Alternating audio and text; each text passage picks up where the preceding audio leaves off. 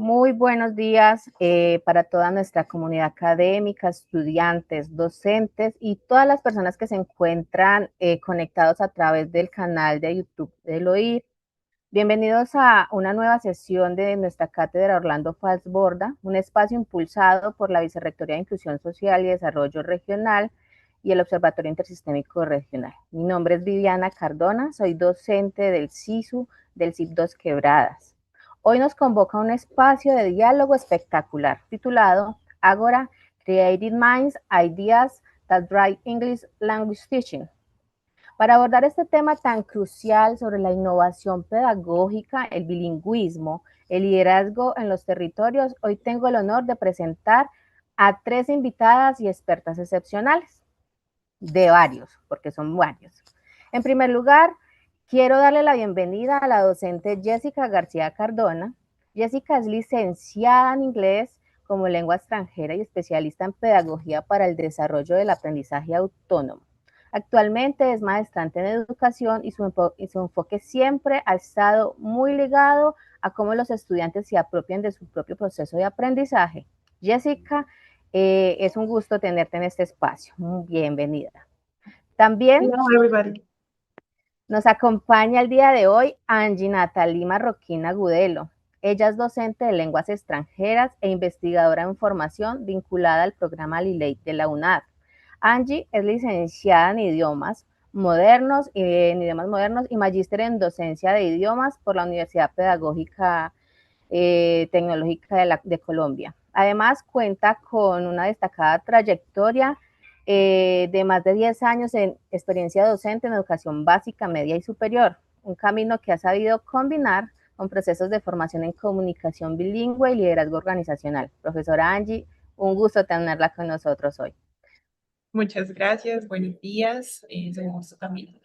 Gracias. De igual forma, le damos la bienvenida a nuestra estimada docente Juana Valentina Rosso Suárez, quien es licenciada en lenguas extranjeras con énfasis en inglés, especialista en pedagogía de los derechos humanos y maestrante en educación. Un gusto tenerla aquí con nosotros, profe.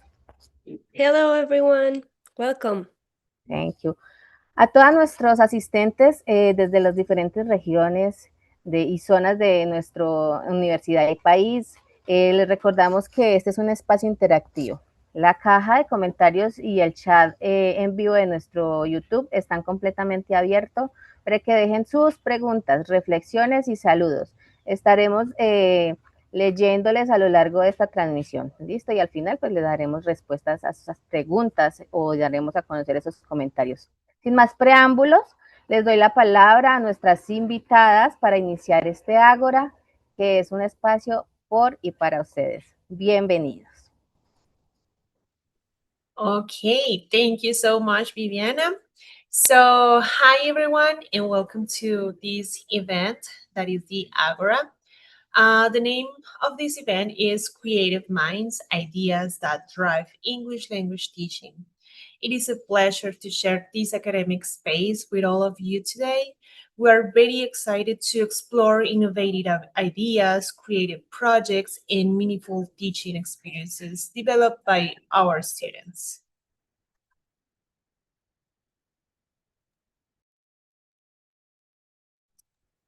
So, yep. Okay, everybody, welcome to this Agora session. This Agora is designed as a collaborative and reflective space where we can learn and form each other's experiences and perspectives. Throughout this event, we will discover how creativity, pedagogy, technology, and research can transform English language teaching into more engaging and contextualized experiences. Yep, that's right. So before we begin, we would like to briefly explain how today's event will work.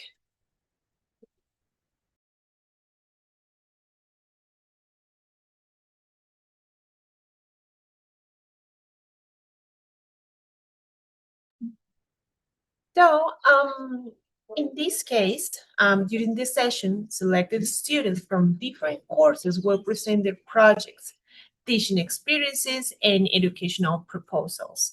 As audience members, you are invited to actively participate by sharing comments, reflections, and questions.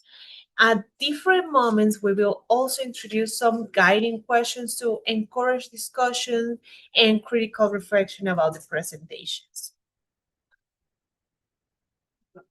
So we encourage everyone to maintain a respectful and supportive environment during the presentations. Remember that Agora is not only about presenting ideas, but also about building knowledge collaboratively. And please feel free to participate in the chat, react to the ideas presented, and reflect on how those proposals could be adapted to our own teaching context. And remember that all the reactions can give a boost to the mood of our presenters for today. Now let's begin exploring the creative projects prepared by our selected participants. That's right. So for today, we have selected some students that are going to represent the different courses in the pedagogical route. So for teaching English to children, adolescents, and adults, we have Sandra Milena Amaya Fernandez. For testing and evaluation in ELT, we have Gabriel Esteban Ferrer Rodriguez. For teaching development, we have Camila Troll Gonzalez. In the course Technology in Foreign Language Teaching, we have Sebastián David Montiel Torcedilla. For Integral Pedagogical Practice, we have Angie Carolina Torres Guevara. For Research Pedagogical Practice, we have Edwin Lobón Alban. For Educational Research, we have Lorena Rincón Ortiz. And finally, but not least, for Pedagogical Practice in Online Environments, we have Talal Amoujen.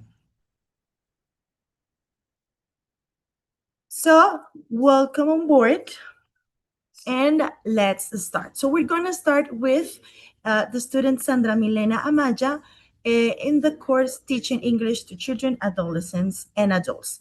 Sandra, please introduce yourself and when you're ready. Hello, everyone. Nice to meet you. I'm studying this course. And I'm studying for Lilay program. Today I'm going to show you the educational digital resource that we as a group developed in order to drive the knowledge for, I'm sorry, Jessica, I think that the presentation is not, okay, thank you so much. In order for the students from A2 level, young learners, have the opportunity to go deeper in an interactive way for their routine specifically. The name of the resource is Daily Life Explorer. The purpose of this resource is to improve the ability for the students in order for them to be able to use present simple structures properly, time expressions, and adverbs of frequency. Students usually, when they are like starting their learning process, they struggle with expressing their routines in a fluently and accurate way. So we wanted to like strengthen this grammar and these gaps through an interactive presentation, which is the educational resource. So as you see, the target audience is A2 English proficiency level students, young learners. Of course, you are going to see in the presentation that everything is so cartoony. So it is pretty focused in young learners. The presentation or the educational resource has a vocabulary for daily routines, the different grammar for present simple, time expressions, and adverbs of frequency. That is the main focus of this educational resource. The pedagogical basis here is a communicative language teaching with a multimedia-based learning approach. And the activities, the interactive part, is based on drag and drop activities, matching games, questions, speakings. We really wanted to do this pre-interactive for the students to be engaged in the different activities. we wanted to also activate the prior language at the beginning, indirectly, in order for them to after the initial activities, to be involved in direct grammar, through games and everything. The students will require definitely a computer, internet connection, and access to Genially, which is the platform where we develop the presentation.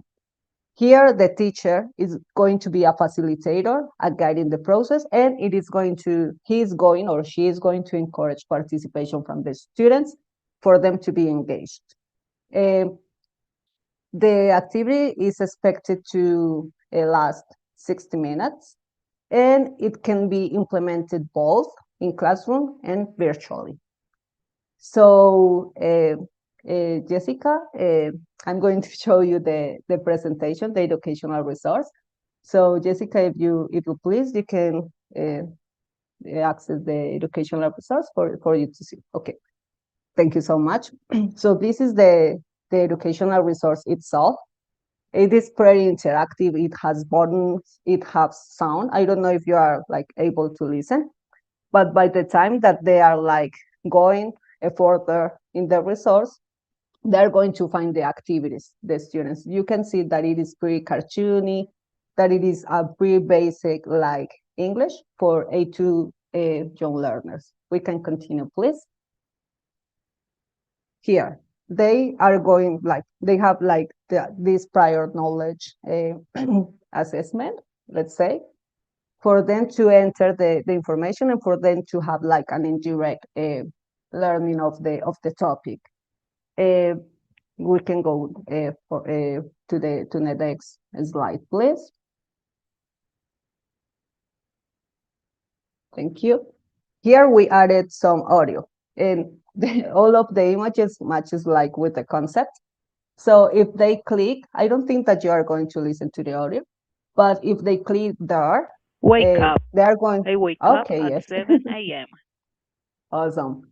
So they are going to find the pronunciation of the word, and also they are going to find an example. And if they click on the like popping up images, they are going to see the example also, for it to be visual, for it to have like different like ways of having the vocabulary, like by listening to it, by like associating the vocabulary with an example, and by reading to it. We can go to the next slide, please. We're not going to play the video, but we wanted to do something pretty audiovisual. So here is a video that introduces the topic. And if they click in present simple, time expressions, and adverbs of frequency, they are going to find like the grammar concepts and all of the information that they will require for them to go like deeper in the explanations and to be able to develop the activities.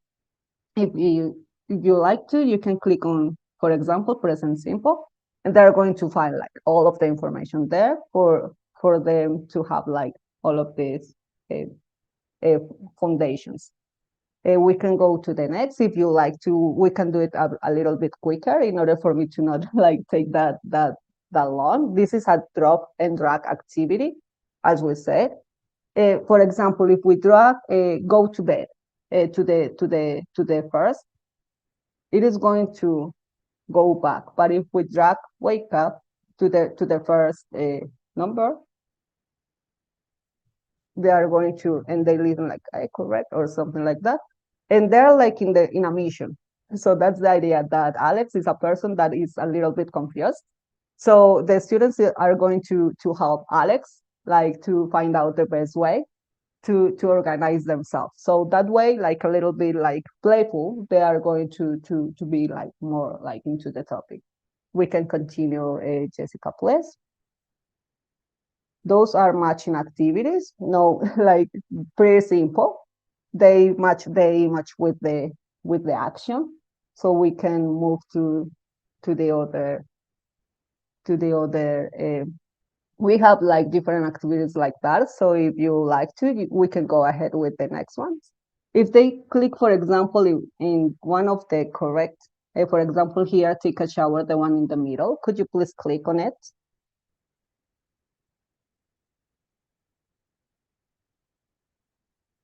Yeah. Take a shower. I don't know if it allows you. Okay, possibly it is not like, yes, nice work. And if we wait like a moment, it is going to show like some something that is going to tell them like, hey, good work. Or it's going to celebrate. We can go to the next ones, please. Yeah, you did it well. If they have it correct. And I don't know if I'm like having like extending myself, and please let me know. Here, this is a fill in the gap activity as well. They select the correct one. And it is very focused like in the A2 young learners, as you see. Yeah, she goes to school. She goes, yes. If they select goes and then they click set, nice work. If they don't do it, like it's going to appear like check again, for example. Thank you so much. If we go to the next one, yes. Fill in the blanks. This is also a drag and drop, but mixed with filling the blanks.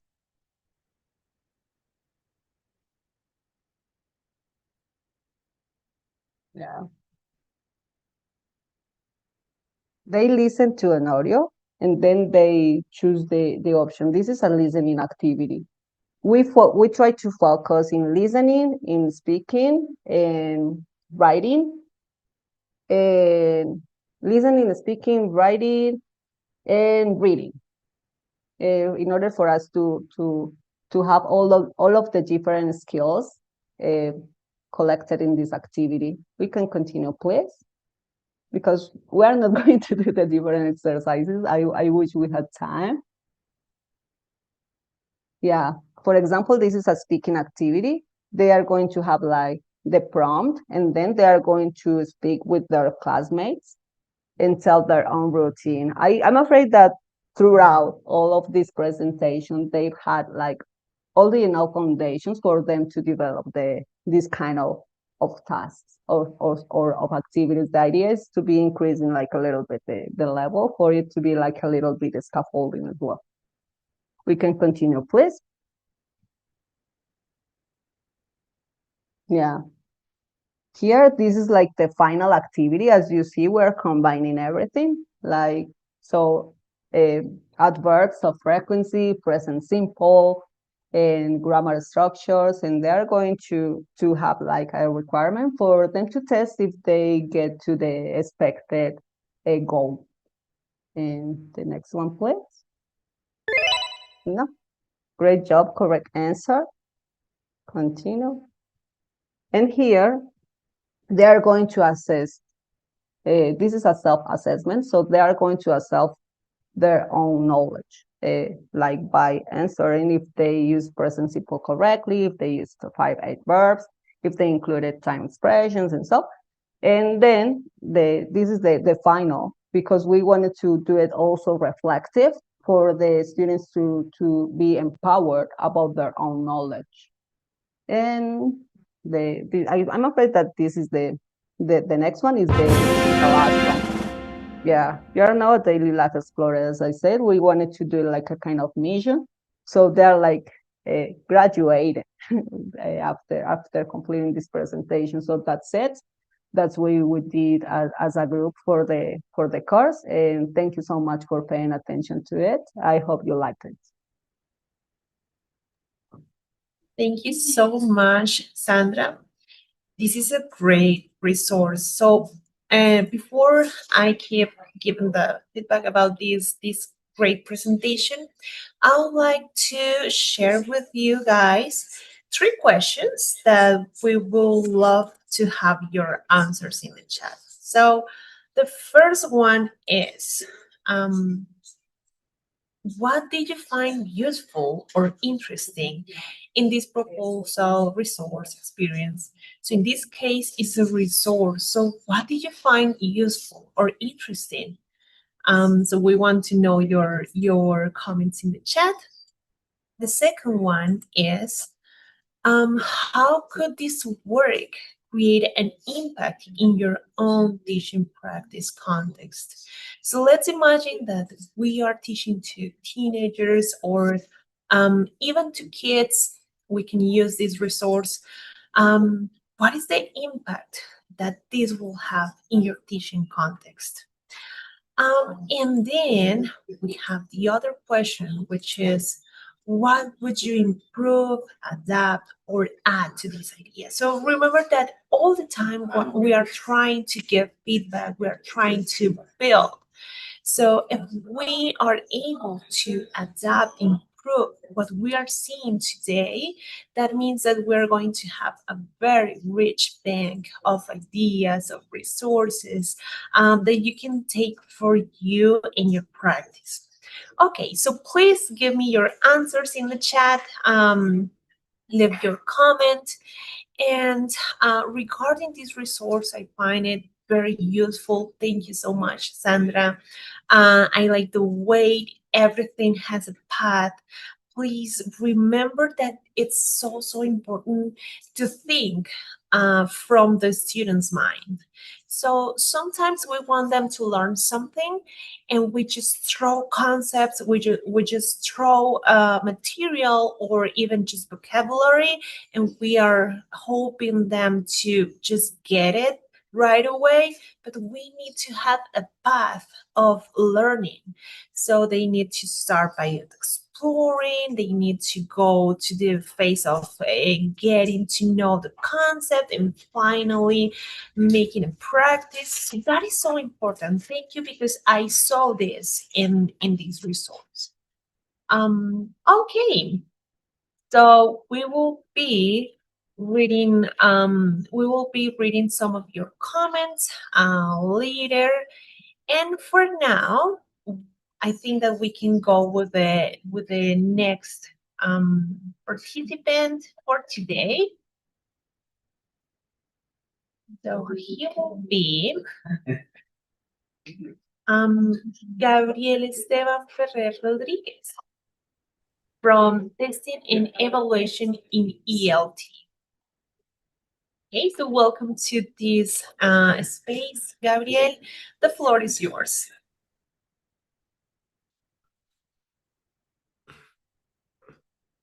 Hi, teachers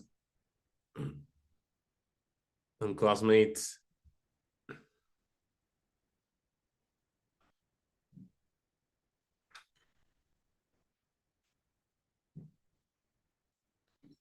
Okay, so give me 1 second. We're going to present your we are going to show your presentation.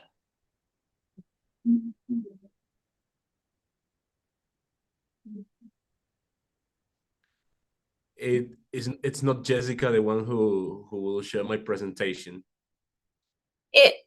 Not Jessica. Do you have your presentation ready to go, Gabriel?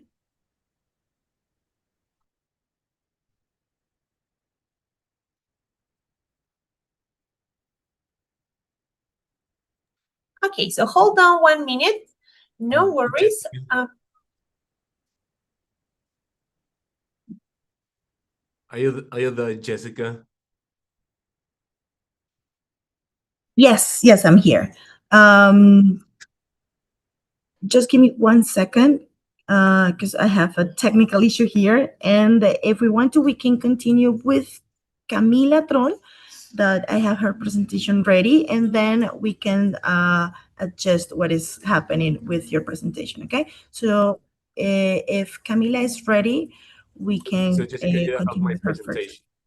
You don't have Yes, it. I'm ready.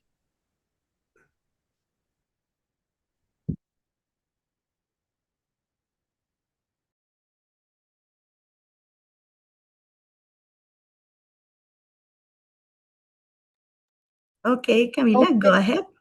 Thank you very much. Good morning, everyone. My name is Camila Toro Gonzalez, and I am currently a student in the bachelor's degree in English as a foreign language at UNAP. And at the same time, I work as an English and literature teacher at Colegio Jefferson in Cali, Colombia.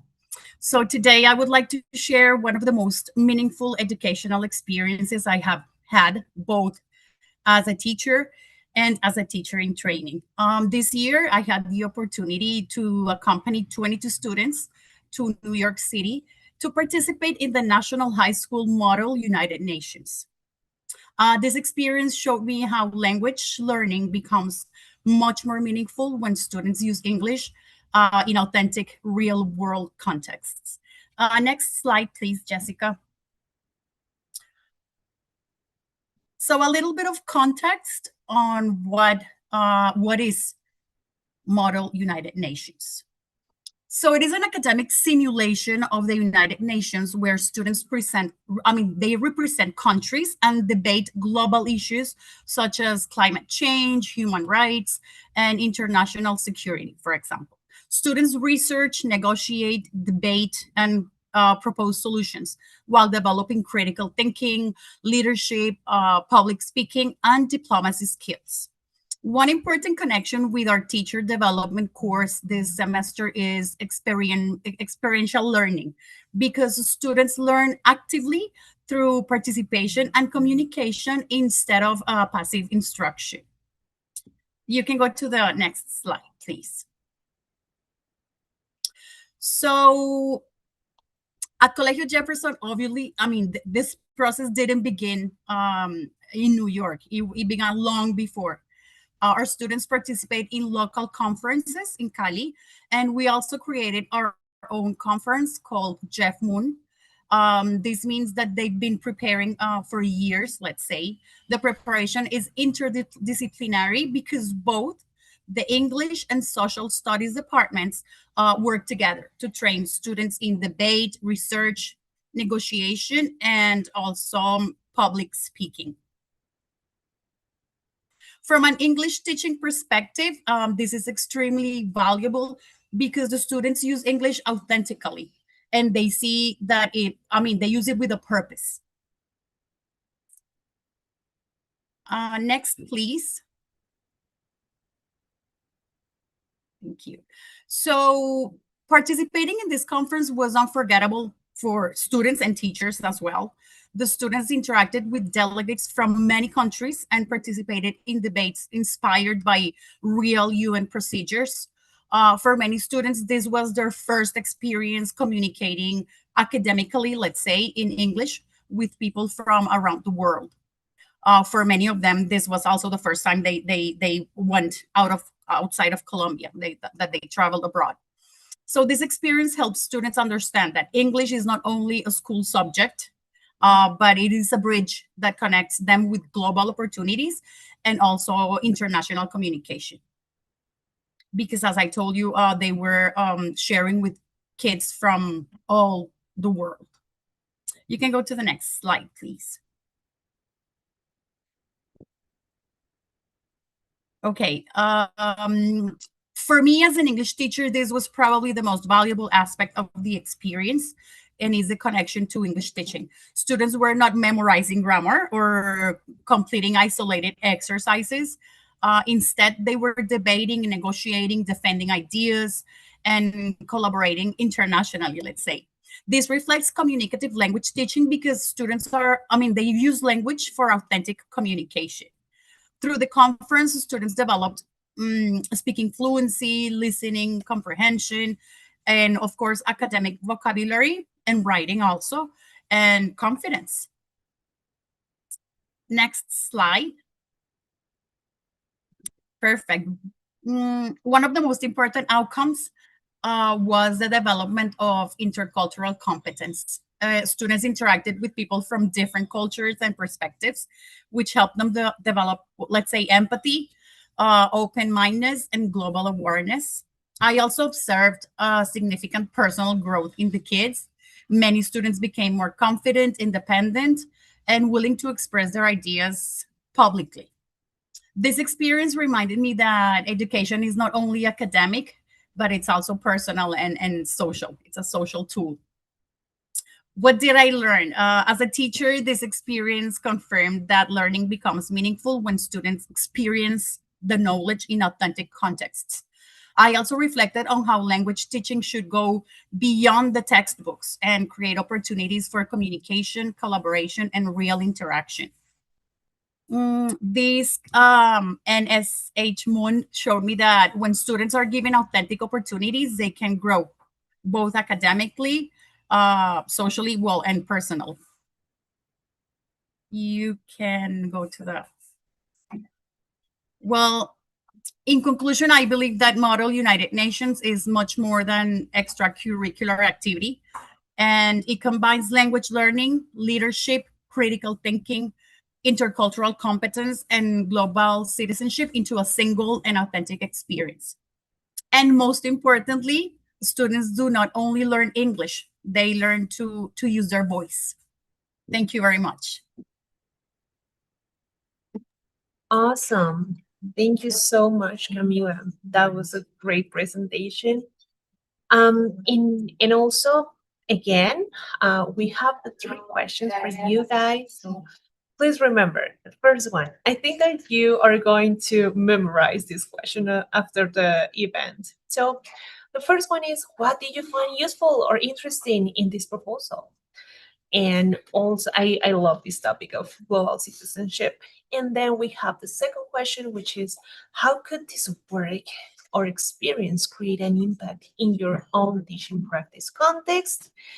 And also, what would you improve, adapt, or add to this idea? So global citizenship focus is very important for all of our teaching practices, because if it gives the whole perspective of different cultures around the world.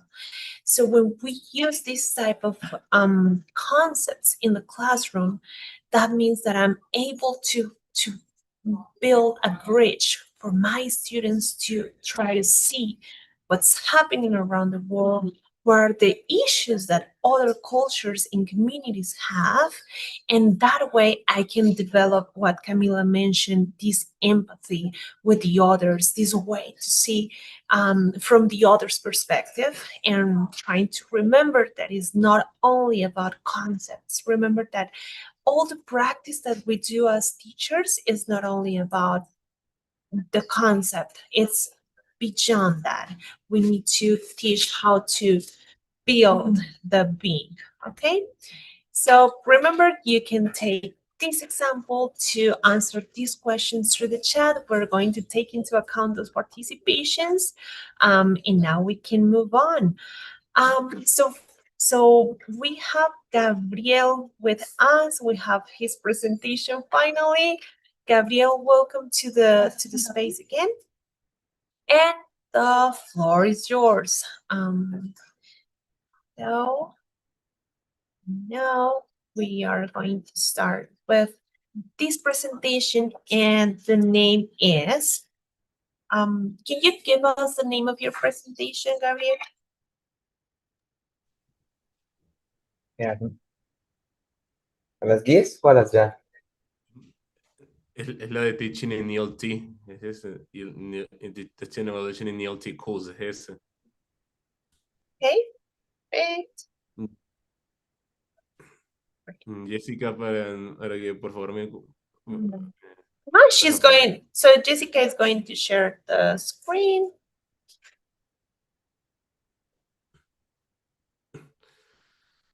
Okay, please confirm you can see the presentation.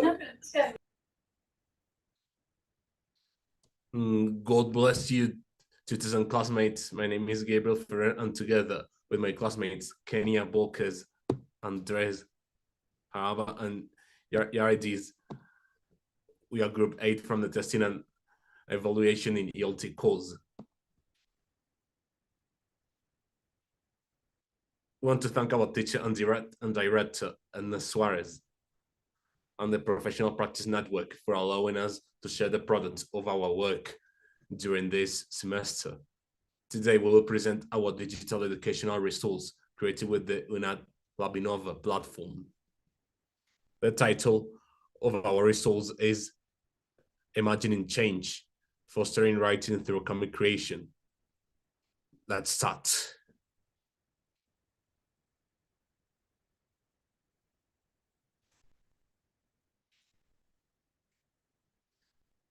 The creation of our resource emerged from observing a real class conducted during phase 2 of the course. During this observation, we identified difficulties in providing equitable feedback due to the large number of students and limited time. And then next, please.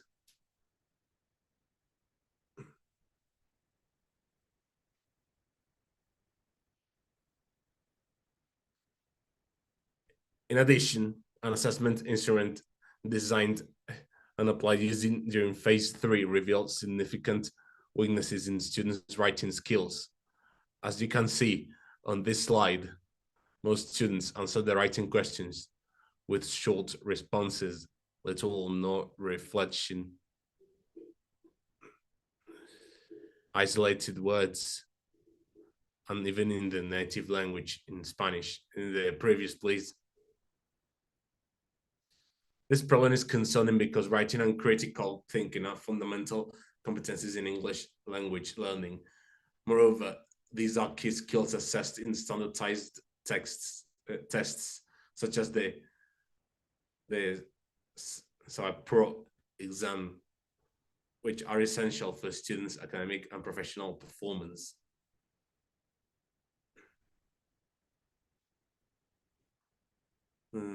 Yes. Furthermore, the group showed great difficulty in the contextual use of verb tenses, such as the simple future.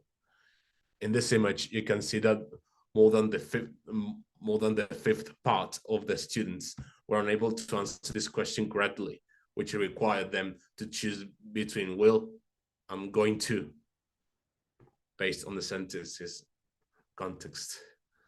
This demonstrates difficulties not only in recognizing grammatical structures, but also in understanding communicative use in real-life situations. Next, please.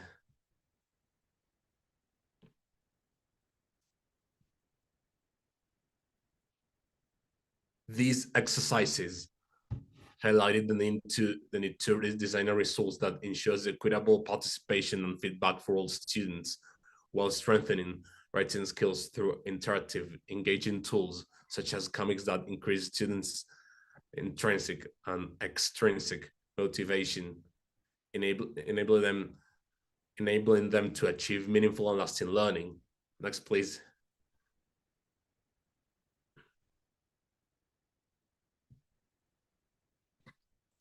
This is demonstrated by numerous research papers online, including Dos Santos et al. 2023, Puspita Zari et al. 2025, and Kuzuma et al. 2025, among others.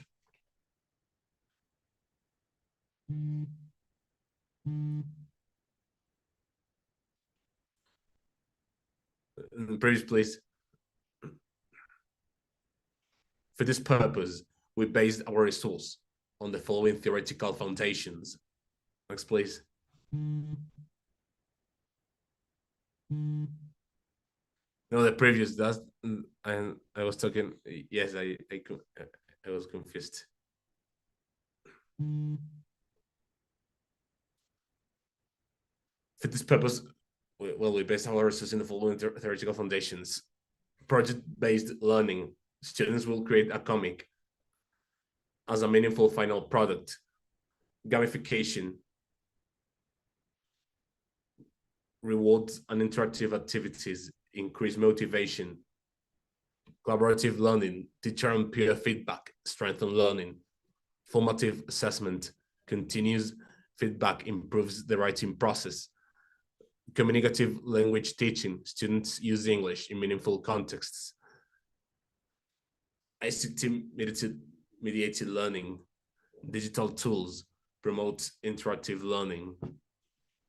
Next, please.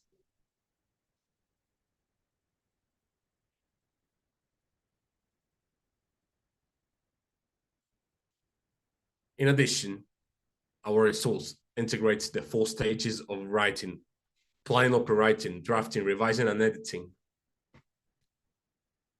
For guiding students step by step through a scaffolding process and strengthen their writing skills, creativity, and critical thinking. Next, please.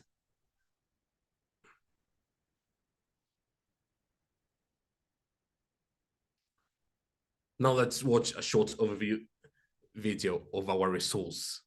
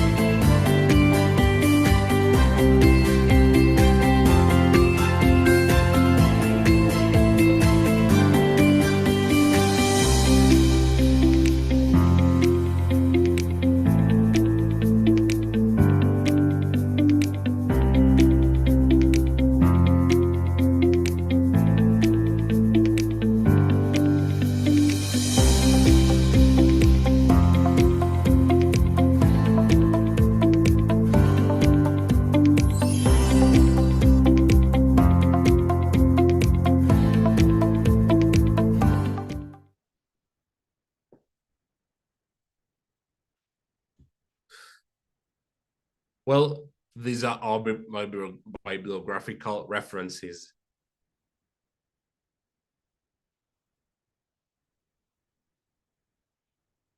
Let's see them. Those are our biographical references. Next one, please.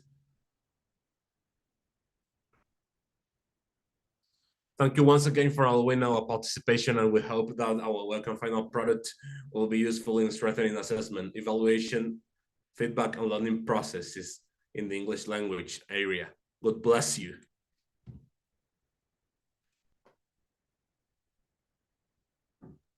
Thank you so much, Gabriel, for sharing that amazing experience. Definitely learning how to properly evaluate students in different elements and different aspects in the use of technology definitely helps our teaching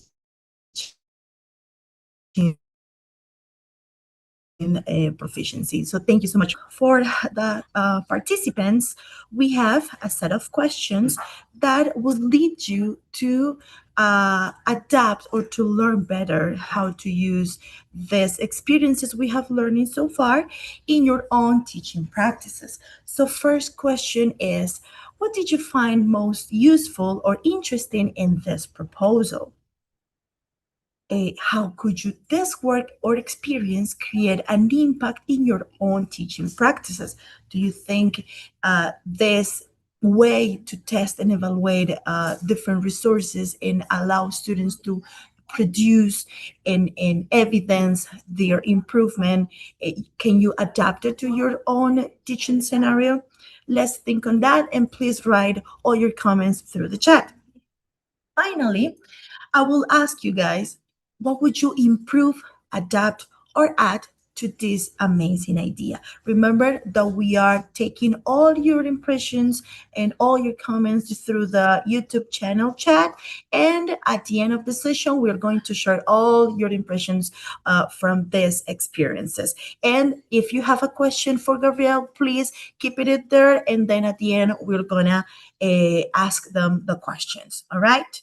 So, Gabriel, once again, thank you so much for sharing your experience.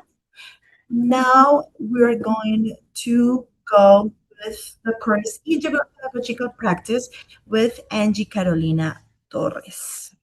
So, Angie, welcome on board. This scenario is yours. Thank you, teacher. Good morning, everyone.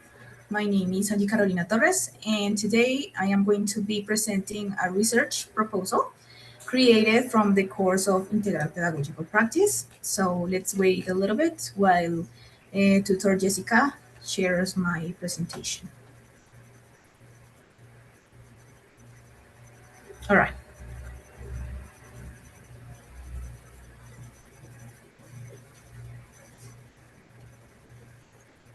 Okay, thank you so much. Okay, so the title of our research is called UDL-based technological strategies on the development of English prosodic skills in second grade EFL students. When I say prosodic skills, I mean all the aspects that has to do with speaking skills, for example, intonation, stress, fluency, etc. We can continue, please. Okay, so I am going to talk a little bit about the contextualization. How did we identify this problem, the objectives that we pretend that our research proposal can achieve, some support from authors that we can use to defend our position, the methodology, the expected results, and finally, conclusion as a form of reflection. You can continue, please. Thank you. Okay, so regarding the contextualization, when we were developing our practices in each one of our scenarios, we were asked to identify a difficulty, a problem within the second language acquisition. So with my team, we all agreed that the major difficulty that we identified was the lack of speaking skills. And this problem was triggered by another aspects. For example, the limited opportunities of interaction. In my case, there was not like a proper immersion or adequate for the second language. Also, the lack of confidence. This was very important and was very evident. The students were very shy to talk. And the other one is the insufficient materials. There was not like the proper materials that we can use to properly and truly guarantee a second language acquisition process full of inclusivity, which is what we are looking forward to achieve. Let's continue, please. Okay, so taking into account this problematic, we started thinking in the main objective of what do we want to truly achieve or accomplish with this problematic. So the main objective is to truly enhance English prosodic skills through the use of implementation of UDL-based technological strategies in second grade EFL students. Throughout this course, we have been working on the use of the universal design for learning. Let's continue, please. So regarding the specific objectives, let's say that we are working like in a process, The first one is to identify properly the needs, the learning styles, the learning paces, the rhythms in the students who we are working with. Then implement those strategies based on the UDL principles and technology. And lastly, to evaluate the impact of these strategies, their effectiveness, and if they could be useful or if we can improve in certain parts. Okay, so to support our idea in our research project, there are plenty of authors and scholars that have studied this use of UDL and technology within education. And let's say that some of the ones I chose was, for example, Joseph and Toro, who talk that UDL is a flexible and inclusive approach to education that caters to the diverse needs of learning. I like to summarize or let's say compare these principles with the word inclusion. And regarding the ICT in education, Tao says, I am going to quote the phrase that he says. It says, the use of technology in teaching speaking is one of the changes in how languages are taught in schools, which focuses on the use of language communication rather than just passing the examination. I think that we all here, or the majority of us, have the mindset that learning a language It's just sitting in a chair and listen to your teacher and perhaps develop certain activities in your notebook. But throughout this course, we have seen, we have studied that this process goes beyond. And as future teachers, we have the advantage to continue with this path towards inclusion and providing properly good and guarantee the integral education for all learners, especially within the second language field. Thank you. Okay, so regarding the methodology, the instruments that we applied to identify the problem was first observation, a field journal, and also a teacher interview. So now, the instruments or the strategies that we can use to study properly the problem would be through chants, songs, tongue twisters, phonic videos, pronunciation games, stress awareness, listening and repeat, storytelling, presentations, animated dialogues, and all the strategies that you consider that can guarantee that all students can be part of the process. Okay. Continue. And now, how can you do that? In internet, there are plenty of resources, platforms, or even apps that you can use. Some of them, and the most common ones and the ones with free access, are Canva, that I think we all have worked on that, Vocaro, Speak and Improve, Padlet, the British Council, Lyrics Training, etc. Now, the expected results. In the first part, I mentioned that one of the aspects that trigger the lack of speaking skills is that students' lack of confidence. So the main objective of this research proposal is to truly guarantee that all students have that confidence and lose the shame or fear of using the second language. Then, to promote inclusion within the EFL process, because that's the main goal of UDL and technology. That's the main thing that these principles and frameworks stand for. And also strengthen oral communication, because that is why we learn properly a language, to be able to communicate effectively, to be able to understand and also be understood. So I am going to, my conclusion is a little phrase that says inclusive education is not about placing yourself, and the case of teachers, in the center of attention, but students. I mean, I think that this is key because, well, I have realized a lot about this. I have reflected a lot about this aspect, and it that sometimes many teachers just focus on their about what they need, they think that is better for them. And this process of teaching, it doesn't matter if it's a second language or any subject, is about creating the proper environments for students, because they are the beneficiaries from these processes. Thank you so much for listening to this intervention. Thank you, Angie, for sharing that beautiful experience. And definitely, the universal design for learning, it's a matter more than talking about disabilities or talking about different environments. It's more about how can I provide learning experiences that are truly meaningful for all students, no matter conditions, no matter the situation. It's just that either I understand, or as a teacher I know for beforehand that I have students with multiple special needs. I just uh, try to guarantee a proper learning environment, uh, regardless every situation that might happen. So thank you for sharing that experience, because definitely show us an example of how can we adjust different materials and different activities into the language acquisition process. Okay, so now let's move on to the course technology in foreign language teaching with the student Sebastián David Montiel. Sebastián, welcome on board, and the scenario is all yours. Hello, everyone. Good morning. And I'm Sebastian Montiel. I'm a student in the course Technology for Language Teaching. And during my pedagogical practice, my teaching context was at school called Institución Educativa Nueva Colonia.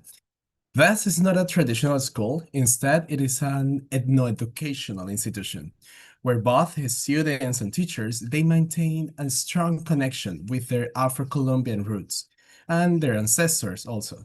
There are many activities at the school aimed at preserving traditional knowledge and cultural heritage. In this setting, I had the opportunity to teach high school students between 13 and 16 years old. All of them were at A1 level of English, which means that they do not usually use English in their everyday classroom interactions. I also remember that they also thought that English was something extremely difficult at the beginning. The topic for this lesson I prepared was countries and nationalities. This choice was based on the student's academic project for this academic term, in which each student was assigned to a country. Instead of giving them the traditional options like Venezuela, the United States, or Colombia, students were given less familiar countries, such as maybe Andorra, Papua New Guinea, or Sudan, African countries. As a result, they had to prepare a full presentation about their assigned country. The main objective for this lesson was to engage students in an intercultural experience. This was a meaningful experience that I would like to share with you. So let's see the video in which I explain this experience.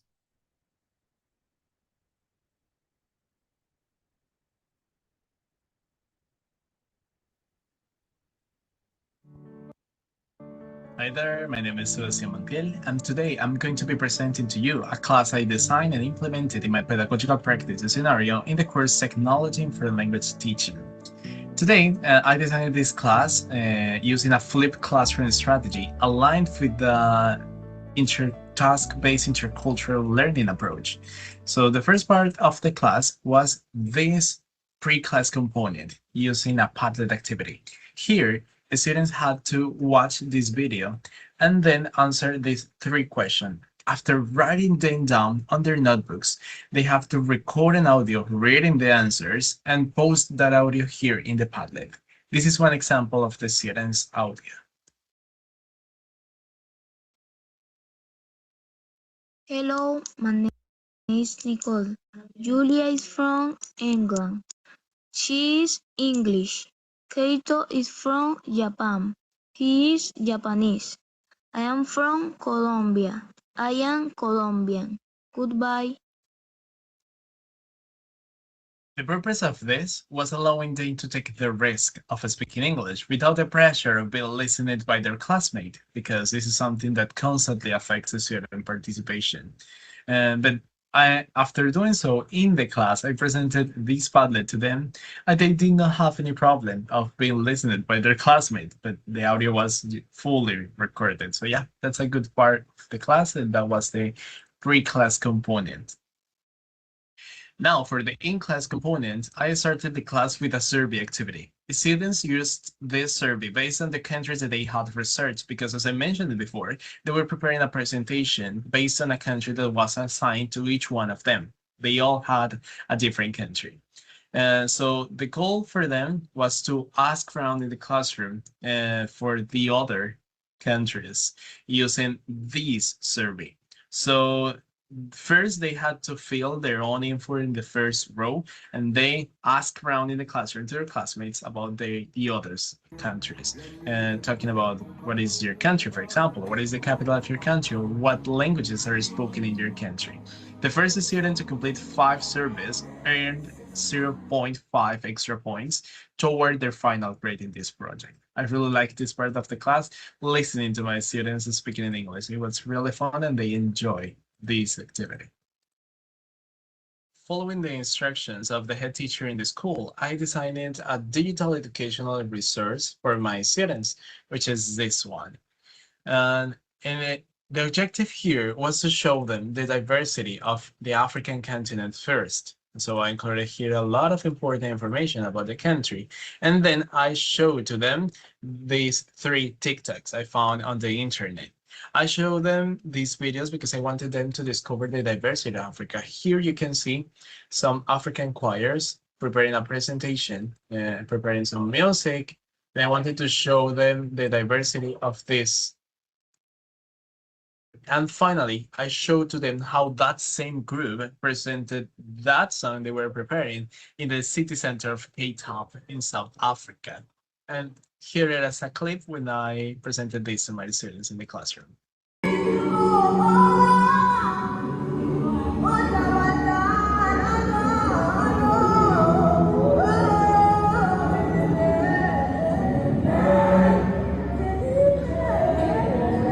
So I included here an additional resource because we wanted to make a model presentation for our students. So I designed this resource talking about Cameroon, a selected country, like modeling what they could do in their own presentations. Thanks to that, I presented to them like, okay, you can say like, hey, welcome to my country. My country is Cameroon. In my country, people speak English and French and so on. So thanks to that presentation, our students really got engaged with the activity. And they got a lot of ideas like, teacher, can I include in my presentation TikToks and videos? And yeah, I'd say, yes, of course you can do so. The head teacher allowed you to do that. So it seems that my modeling presentation inspired them to ask questions and be more creative with their own presentations. So yeah, that was a implementation of this technological tool. Well, all this class was aimed with a single purpose. We wanted to give our students an intercultural experience using what we have, technology. Through this class, they learned the difference between a country and a nationality, a noun and an adjective, but not through the grammar explanation, but in a fun way, using all of these resources. The students enjoyed the class. We had them speaking in English. I think that's the more important part. Here, technology was not only a tool for entertaining students, it was a tool for actually teaching them, and they learned thanks to those resources. So yeah, I think that's all. Thank you so much for watching this video, and see you next time.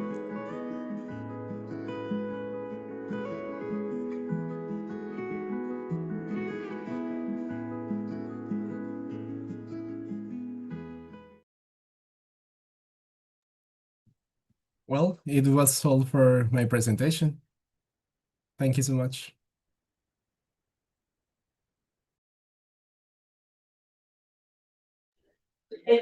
Okay, Sebastian, thank you so much for sharing such an amazing experience, showing how technology can improve our teaching practices and how can we promote communicative language purposes in learning English as a foreign language. It's very important for you as English teachers to provide those kind of environments that allow students to communicate properly, to participate, to feel more comfortable, but at the same time to promote that intercultural awareness process, which I think that honestly that experience give us like some ideas we can adjust and we can implement in our own teaching practices.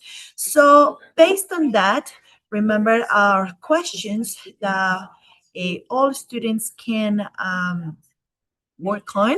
The idea is that we share our experiences, that we think, how can we adjust that into our own teaching practices? So one of the first questions is, what did you find most useful or interesting into this proposal? How could you this work create or an impact in your own teaching practice context? And finally, what would you improve, adapt, or add to this idea? The idea of this Agora event is that you can collaborate, you can get some ideas, and you can adapt all these meaningful learning teaching experiences into your own teaching practices, and at the end become better teachers. So Sebastian, thank you so much once again for your presentation.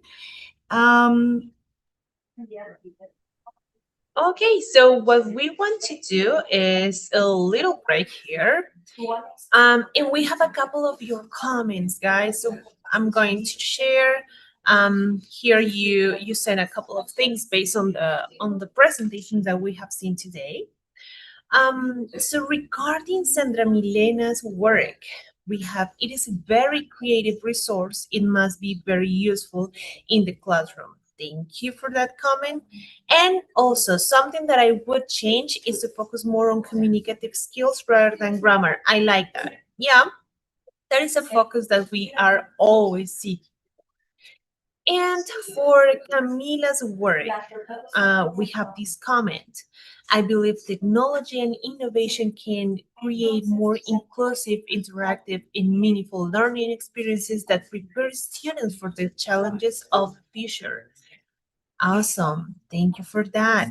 And for Gabriel, we have it's a really well structured resource that fulfills each of its objectives. It's truly engaging, creative, and dynamic. Congratulations on your creativity and talent. That's right. And for Sebastian, we have this comment. I must say, this Agora is helping us reflect on how creativity, experience, and meaningful methodologies can improve English teaching in real learning contexts. Excellent presentation so far. Oh, I love those type of comments. And finally, for Angie's work, we have this experience proves that we can create a high pedagogical impact even with limited resources, like using a single screen to ensure inclusion for the whole class. I love to see you guys reflecting on this. This is so meaningful, just in the way we all need, like all what is happening right now between presentations, comments, and of course, please keep going with your questions, with the comments, so we can just enrich this space. Now we have the next presentation from Edwin Lobon Alban, and this will be from the Research Pedagogical Practice course.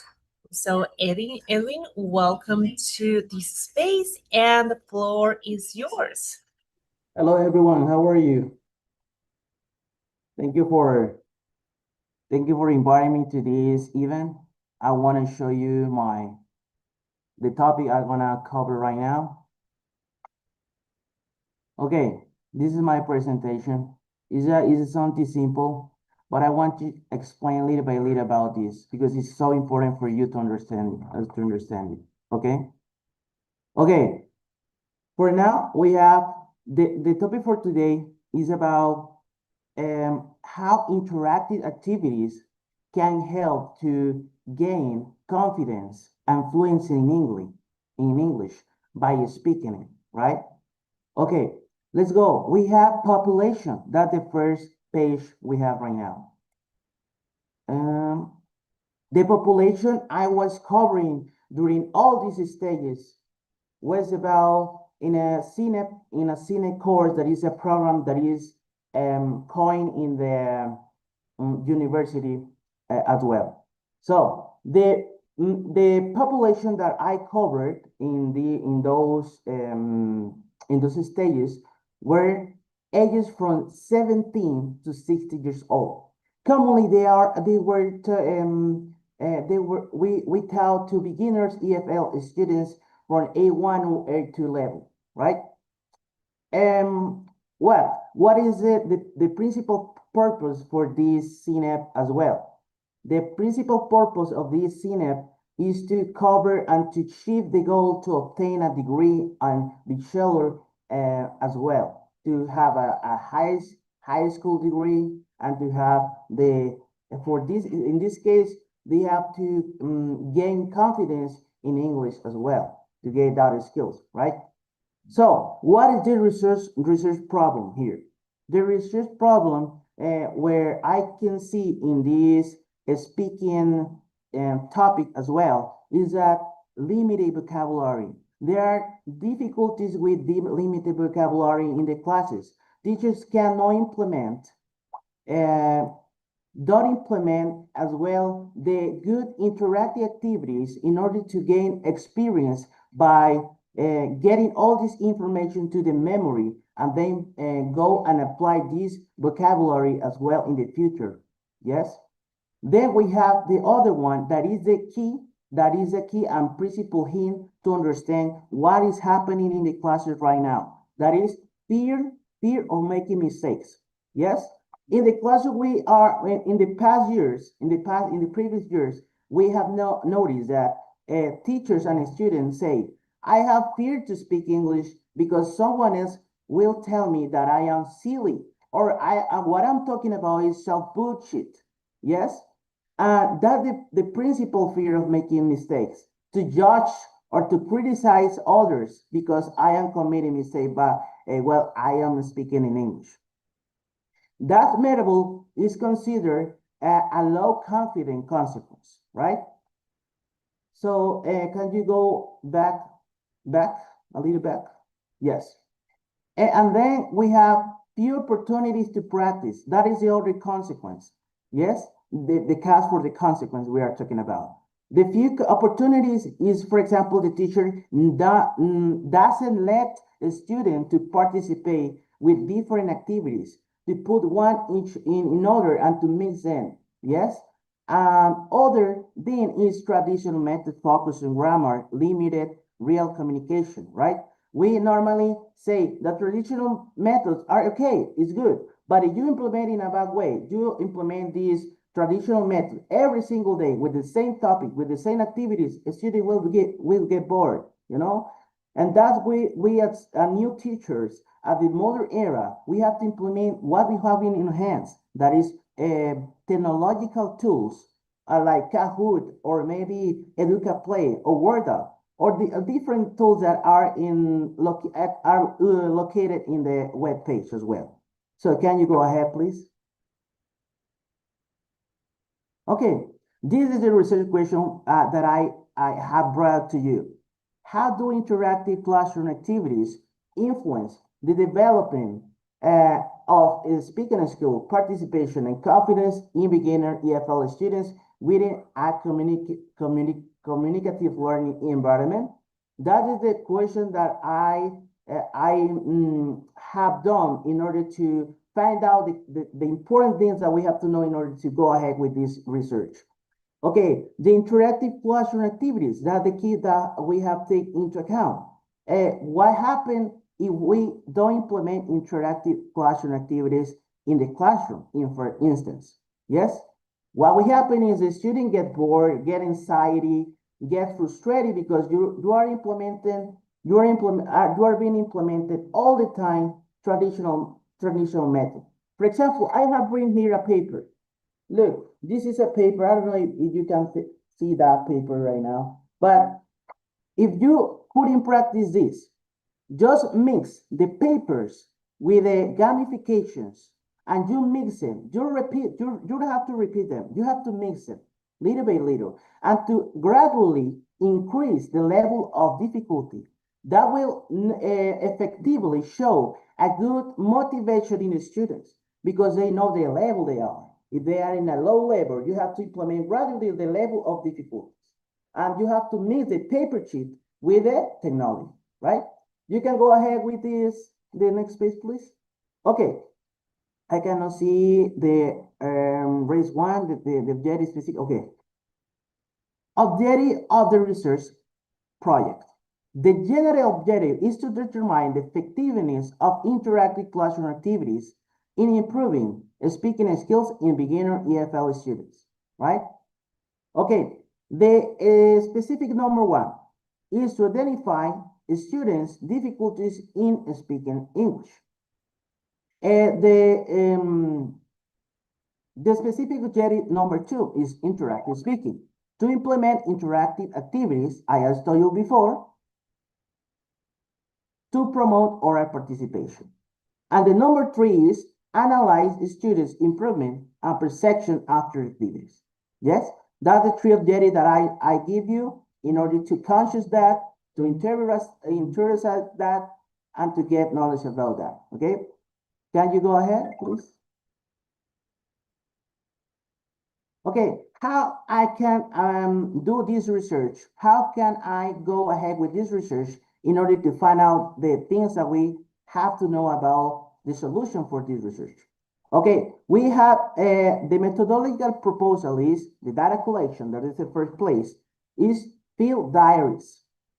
The field diaries, you use it in order to observe the class and take note of every single thing that is happening in the class, and that you have to improve because of that class. Yes, if I do something in my class that is not related to the progress of the students, so I take note of that and I reflect that and try to find out the ways to solve that issue. Okay. And then we have classroom observations. That is according to field diaries, because you do a classroom observation in order to do the field diaries and to know what are the difficulties that you are having in the class. And then you have to solve it. Yes? The interviews also is, you can do it at the beginning or at the end of the class. Yes? The interview you can do in order to know what are the things that the students feel in the classroom. The student feel that the classroom is a little tricky, a little difficult, and they don't understand as well what you are telling or what you're explaining. So in that way, you can know how to improve your English classes, how to improve your methodologies, what methodology you can apply, what methodology you can mix it. Yes? Something like that. And then we have a student reflection. The student reflections is about is what I normally do in the place I work on. It is called Learn English. That is an institute here in Cali. I normally, when I finish a unit, a topic, different topics, and then I go into a reflection as well. We go to reflect the students, what we have learned during this unit, what we have interested during this unit, right? So in that way, we can manifest all the difficulties, all the things that we learn, all the things that we have to improve in the classroom. Okay? So can you put the screen? I cannot see the screen as well. And then audio video recordings. About this principle data collection is how a student could do the progress to apply all the methodologies by the teachers and the material design, all the lesson plans, all the things that are related to the professor classes, you can get in together, and how you can go ahead with the next class and to improve the class, to apply new methodologies, and to do a research in order to go ahead with your next classes. Okay, let's go with the next one, please. Okay, number 2, that is a procedure. How we are going to proceed by doing this. We have the plan interactive activities. You have to plan what activities you have to plan in the classroom, with what methodologies, with what approaches. Yes? And then we have to implement a speaking task. The speaking task is about, in this case, the topic or the skill I'm covering right now, this is speaking skill. You have to say, you have to mention that the tasks are not only physical papers.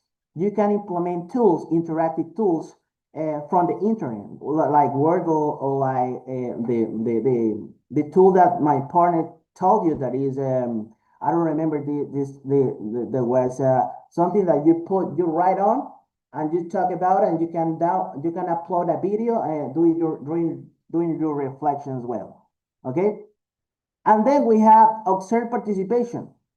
Observed participation is by taking into account that the student have to, the student exposure is what you have to take into account, because that's the key for understanding what is happening in the environment as well, and what actions we can take in order to go ahead with the classes. Yes? And then with the reflect and improve. The reflection is, what are the things that I have to do in order to eliminate the things that I did in the past, or I did in the previous classes? What I have to do?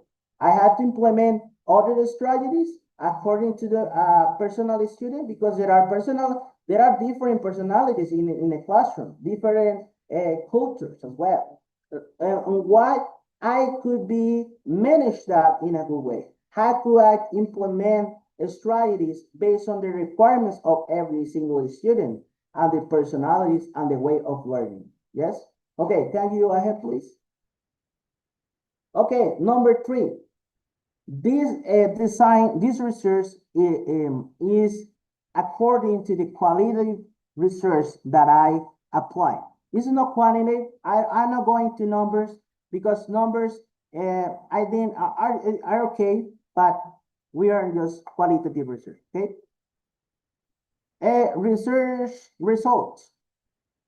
With this research results, we have interactive classroom activities significantly improve speaking skills in beginner EFL students. They are going to increase participation in a speaking class, in a speaking test, reduce speaking anxiety, improve use of basic vocabulary, better use of simple grammar structures, longer and more fluent responses, and more peer interaction in activities, and greater confidence when speaking, and higher motivation and engagement. Yes, that are the research we're gonna have during this research appliance. Okay, can you go ahead, please? Okay, we're going to the conclusions. Okay, the best part of this presentation. Okay, we know that mind is different in every single student. The student have, for example, one student can learn English through images. Other students can learn English through speaking or interacting, physical, like this object I have in my hands. Yes, you can open this, you can close it, you can do a physical movement with your hands, with your leg, with your body, with everything you have in your hands. And then you can know, by knowing that there are different personalities, different kind of way, different way of learning, you can go to the strategies. What strategy you want to use in order to go ahead with your classes? A strategy like to applying like content language integrated learning. Many strategies you can apply in order to go ahead with the personalized class in your classes in order to go ahead with the speaking skills, right? It's not a memorable thing that you are thinking that it's just skills, just speaking skills. No, it's about how you can mix all the skills in order to complement the basic thing that you want to need, that is the speaking skill. For example, what is the problem here? The problem is that vocabulary is a problem here. If you don't have vocabulary, if you don't memorize any vocabulary in your mind, what is going to happen? The student will not speak fluently because they don't have the words to express it. Yes? And the idea is to mix all the activities in every single way. You have to mix physical paper, just do it. But don't focus on physical papers. Focus on every single thing that are important. Physical papers, interactive tools, AI, and you have to speak fluently. You use your body, yes, and focus on pronunciation because at the first place, when you don't pronounce very well to your students, the student will accustom to that pronunciation. And that is a other difficulty that is happening in the class. Because when they go to a NAP label, they go with a bad pronunciation, and that's so bad in the future. Yes? Okay, thank you so much for this presentation. I hope that you could understand this topic. Thank you so much. I will see you in next time. Thank you so much. Thank you, Edwin. That was a great presentation. Thank you for that structure. We can see how you plan everything to share with your audience. That's great. That's something that we really need to work on all the time, like making everything like digestible for our audience. Now, I would like to give a little comment regarding the whole work that you did, and I really appreciate that you took the time to use interactive tools, that you used AI, that you were worried about the speaking skills of your students. That's great. I will also invite you to do like a further research by putting like maybe making it a little bit narrow in the sense of the question, but because you have like different concepts there that for further research could be a little entangling somehow if you mix like everything. So I'll go with just speaking skills and interactive activities. So that way you can focus your research in like in those in the interaction of those tools. And also I will say that it's really important to remember that the focus that we have on our students is it's not always as a lack of something. It's not always as the difficulty of something. We try to value what they already got, what they already know, and that they are able to do right now. And we work from that to keep building. So that's something that you can take for further research. I really appreciate everything that you have done for this work. I can see that you're a very applied student, and thank you so much. So now we're going to continue with the next presentation from Lorena Rincon Ortiz. She's from the course Educational Research. And Lorena, the floor is yours.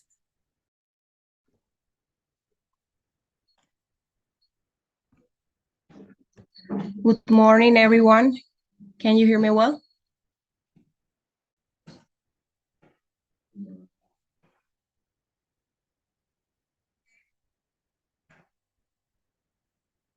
Yes, we can. Go ahead. Okay. Okay, my name is Elena Rincon Ortiz. I am a pre-service teacher studying foreign languages teaching with an emphasis in English. And today I would like to share my research project titled Pre-reading and Guide Reading Strategies to Improve A1 Ninth Grade EFL Reading Comprehension. This study was developed in Institución Educativa Guamales, a rural school in San Vicente de Chucurí, Santander, with 9th grade students at the A1 level. The project emerged from my own pedagogical practice and from the observation that many students were reading English text word by word, depending heavily on translation and struggling to identify main ideas and supporting details. To begin with, the problem that motivated this research was not simply that the students could not decode words. That deeper issue was that the coding was not becoming comprehension. In class, I observed limited vocabulary, weak activation of broad knowledge, and low confidence when students faced a short being affected. For that reason, I asked the research question: how do pre-reading strategies and guide reading activities affect 9th grade A1 EFL students' reading comprehension? The purpose of the studies was to determine whether a structured sequence of pre-reading vocabulary, prior knowledge activation, guide reading, and graphic organizers could make reading more accessible and meaningful for these learners. More specifically, I aim to activate vocabulary and background knowledge before reading, use guide reading and visual organizers to support comprehension and document progress through lesson plans, checklists, worksheets, and field diary reports. The theoretical foundation of the study is rooted in reading comprehension as a meaning-making process. First of all, the reference, Goodman's psycholinguistics view of reading explains reading as an active process of prediction and verifications. Drummer-Horst schema theory shows that readers understand new information by connecting to prior knowledge, Grave and Stoller. In turn, emphasize strategic reading structure automaticity and the use of visual support, such as graphic organizers.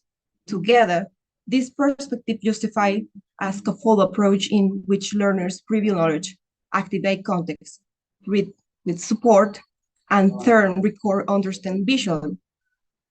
From a methodological perspective, this is a qualitative classroom-based action research study. That means the research is rooted in a real classroom problems and seeks to improve practice through reflection, adjustment, and systematic observation. The intervention was planned over approximately 6 weeks and 30 hours. And it followed a cycle of topic selection, literature review, instrument design, implementation, reflection, and adjustment. The data source include lesson plans, field diary prompts, pre- and post-reading checklists, short comprehension quizzes, self-assessment forms, and graphic organizers. In addition, ethical considerations were central to research following Borda guidelines. The project was designed with respect, informed consent, confidentially, and the possibility of withdrawal anytime. Because the participants are minors, the process includes a consent from parents or guardians in this case, and the data were planned to be stored securely and anonymized. This was important to me because research in a real classroom must be both academically rigorous and ethically responsible. Now, regarding the classroom implementation, the intervention began with pre-reading activities. In the field diary, I documented sessions in which I used images, title analysis, brainstorming, and prediction tasks to activate prior knowledge. In one session, students were asked to predict the content of a narrative text from the title and visual cues. At first, many students gave it isolated words or short phrases, and some need clarification in Spanish, but the activity still helped them access the text more confidently. Another key element was vocabulary work. I found that the students often needed direct support with high-frequency verbs and simple lexical items before reading. For example, in one session, they restored past simple verbs, matched verbs with their meanings, and then tried to create sample sentences. This sequence revealed that vocabulary knowledge was fragile, but it also showed that repetition, peer support, and guide feedback helped the students begin to internalize the forms. A third component was the use of graphic organizers. I introduced them to help students predict characters, events, and setting, and to structure the ideas before interacting with the text. At first, students were uncertain because the organizer required them to organize thought rather than simply answering fragments. However, after modeling and guide practice, they became more capable of shaping their predictions and moving beyond isolated words. This was one of the clearest signs that visual scaffolding was supporting comprehension. What did I observe overall? The preliminary reflections from the field diary suggest that the students engage more readily when they receive visual prompts, vocabulary previews, and guiding questions before reading. Without that support, they tend to translate mechanically and lose the global meaning of the text. In other words, comprehension improved when the strategy used was explicit, brief, and repeated. This process also changed me as a teacher information. One of the strongest lessons I learned was the planning is not enough by itself. I need to become more attentive to how students respond in a real time, how much support they actually needed, and how instruction could be adjusted from one session to the next. Return to a rural institution where I now come as a practitioner, I feel that I am not only teaching English, but also learning how to teach with greater sensitivity to the concept, rhythm, and student experience. That for me is one of the most valuable outcomes for this research. To conclude, this research shows that for A1 EFL learners, reading comprehension can be strengthened when instruction begins before reading itself. Pre-reading strategies, guide reading, and graphic organizers do not replace reading. They make reading possible, more understandable, and more meaningful. my final position is that in contexts like Guamales, comprehension grows when students are not left alone with the text, but are instead guided through it, purposeful scaffolding and reflective teaching. Thank you very much.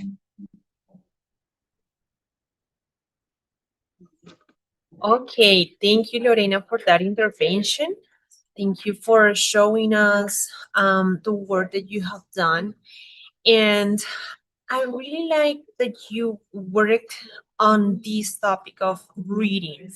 And this is also important because, well, we have a challenge here, and is, like getting to a certain level where we can, of course, communicate between teachers, students, but if we are not going from the point of reading, if we're not getting into the culture by reading, that would be so hard to accomplish. So that's great. And thank you for having the courage to present in this event. I know that you are an applied student, and I know that you prepare everything so well. So I just want to say, you need to keep going. You need to keep presenting and showing yourself in these spaces, because that's the way we can impact with the things that we have found in the teaching practice. I love to see you guys doing this exercise beyond the task of presenting something, or just accomplish with what is required. I really like to see you having the courage of sharing, of using your voice, because this is the only way we can change things. If we're just teaching and like sharing concepts, giving vocabulary here and there, and structures here and there, that won't be meaningful. But if you guys share, if you guys take the risk of showing yourself, of feeling uncomfortable, of putting yourself on the spot, that's the real change. So I'll invite you all to do this exercise, I don't know, once in your life, and of course, many times if you want to. So now I have the honor to present my student. So he is Talal Amuin, and for the course Pedagogical Practice in Online Environments. I'm so pleased to have you here. Okay, so the floor is yours. Thank you so much. The honor is mine. Thank you, teacher Angie. It's a pleasure to be here. First of all, my mom always said, save the best for the last. It looks like you saved me for the last. Anyways, let's start our presentation for today. Thank you, Gabriel, because Gabriel started some advanced step, and he talks about comics. But today we are going to talk about something similar than comics, and it will be storytelling. One more time, my name is Talal Al-Moin, and this presentation will be explaining the main aspects of my research, titled The Use of Visual Storytelling and Investigation Digital Activities and Improve Speaking Fluency and Grammar Accuracy in English Students in Virtual Environments. So let's start from here. Why I started this idea? I think I started thinking about it because we always improve when we do what we like. And I think in the pandemic, we learn how to improve our online classes. So I asked myself, how can we begin and bring fun to our English classes, but on screen? The problems and the goals was that our research focused on improving speaking fluency and grammatical accuracy in English learners for level B1 and B2 in virtual learning environment at UNAD. The main problem is that online classes often reduce spontaneous interactions and increases student anxiety that hurts oral performance.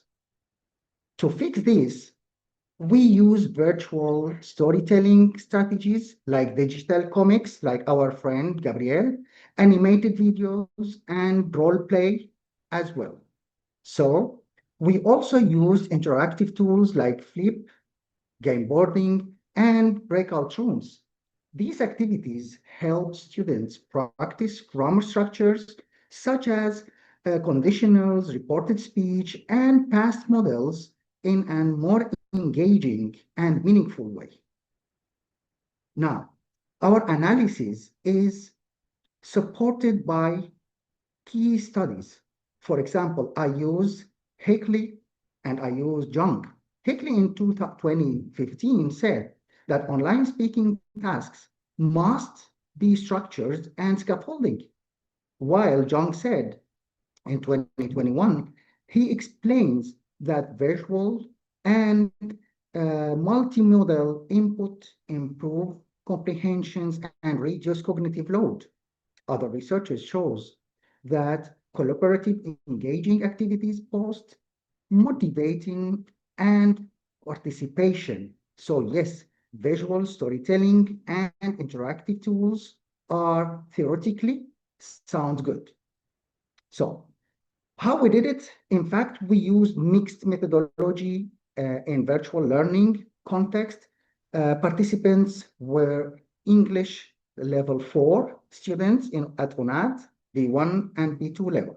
So we collect some data through recording speaking tasks, survey on student conference, semi-structured interviews, and observation logs from breakout rooms.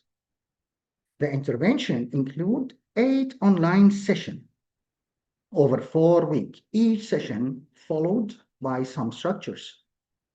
First one, introduction with a short animated video or digital comic. The second, group of work, breakout rooms, task using Flip. Use design gave students both asynchronous and synchronous practice. And what we found was amazing. What we found was our findings show that visual storytelling and interactive digital activities positively impact speaking fluency and student confidence. Students showed better fluency and less hesitation, improved engagement during speaking tasks, increasing confidence and in asynchronous and synchronous, especially on flipping classes. But we also found some challenges. Technical issues during live session. 2, difficulty meaningful breakout rooms, limited immediate correction in grammatical errors. You know that most of these kind of things happen because of or lack of knowledge or from the internet itself, but we passed it. We did it very well. Despite these problems, asynchronous activities helps reduce anxiety, and that's the point, and allowed students to improve their fluency over time. This research shows that visual storytelling and interactive digital activities are effective, strong strategies for improving speaking fluency and grammatical accuracy in virtual English class and English learning environment. They help students to understand grammar, reduce anxiety, and help increase participation. However, success required clear instructions, structured tasks, and good classroom management. For future researcher, I think we could compare different types of visual input like comics, videos, and we can watch one help speaking development more. At the end, we hope that this research provides some useful information that the next students or next researchers are going to have it in wider and better way. thank you so much for all of you for listening to my humble research. Thank you so much.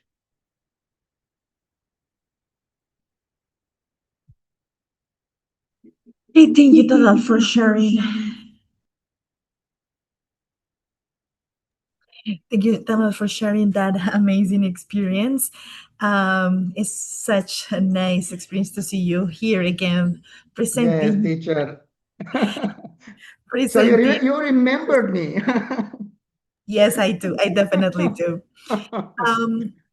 What I can say about this experience and this proposal is that definitely using storytelling and that type of strategies help students improve different cognitive processes, not only just in the language acquisition itself, but also in the cognitive processes while they are training the eyes to follow instructions, to keep and research for certain specific information, but also those critical thinking skills, which are so important, not only in the process of language acquisition, but at the same time in the process of being like a citizen of this global world. So the use of reading strategies and in this storytellings helps get the inference, the the prediction, provide perspectives, and help the students to get like different opinions based on the information they get. No matter if we are using comics or we are using mangas or magazines for reading processes, sometimes people tend to think that this type of reading resources are less valuable than academic papers, but there is a process behind the creation and the designing of these type of materials, and it's a way we can read the whole environment, because comics, not only the short interventions, the short bubble speeches, and the narrator comments, the written part, it's important. Also, the pictures drawn there communicate. Every picture, every image, every movement, everything communicates. So I think this type of experiences, or better of research proposals, help us to understand and to give like a wider scope into how we can create different materials and different elements to get like integrity into the learning process, and not just including one single element into the language acquisition process. So Talal, thank you so much for sharing your Thank experience. you. It was Thank you so to hear beautiful me here. and invite me. Thank you so much. It was scary, just to be honest, it was scary. But you did perfectly, as all your classmates did today. Yes, sure, sure, sure. I'm so proud being in this community, to be honest.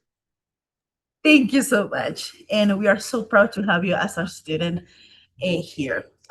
Guys, before we continue, please check the attendance format that has been sharing through the YouTube channel. We updated that attendance form to get the be possible to register your assistance to this event. Remember that it's an Agora event that belongs to the practical component of the bachelor, but we are working with the Cátedra Orlando Fals Borda, which also integrates the purpose of allowing us to get a better impact in our students' research processes. So it's time again to think if you could make some changes in this proposal, if you think this proposal is relevant to our to your own teaching processes, it's time to think, what did you find useful or interesting in this proposal? It's also time to think if you could adapt this experience to your own practice context, do you think it will provide a better impact in your own teaching practices? And if you would think it would be appropriate to use this type of activities in your own scenarios, what would you improve, adapt, or add to this idea? Okay, so it's time to read some comments that some of you have been doing through the chat, and to also read some questions for our students that shared the presentations and experiences today. So Angie, please go ahead and help us read some beautiful comments about these meaningful experiences. For sure. Can you hear me? Yeah. Yes, loud and clear. Perfect. So, a couple of comments that we have for the other presentations that we had today. For Edwin's presentation, using creative and technological resources demonstrates that educational innovation and strengthen learning and spark greater interest in the language. Great comment. And they also said this proposal influenced my ideas to change the way I teach. I love to read this. In fact, for my PEP, my practicum, I have implemented interactive activities, and this information gives me suggestions and important ideas to improve. For Lorena's presentation, how can playfulness in pedagogy awaken the shortcomings of students when speaking in English? That's a great question. And this Agora is very interesting and enriching as it allows us to reflect on new strategies to strengthen the teaching of the English language. And for Talal presentation, we have congratulations, dear Talal. The use of technology to present our students' storytelling improves a confident environment, lets students to interact spontaneously.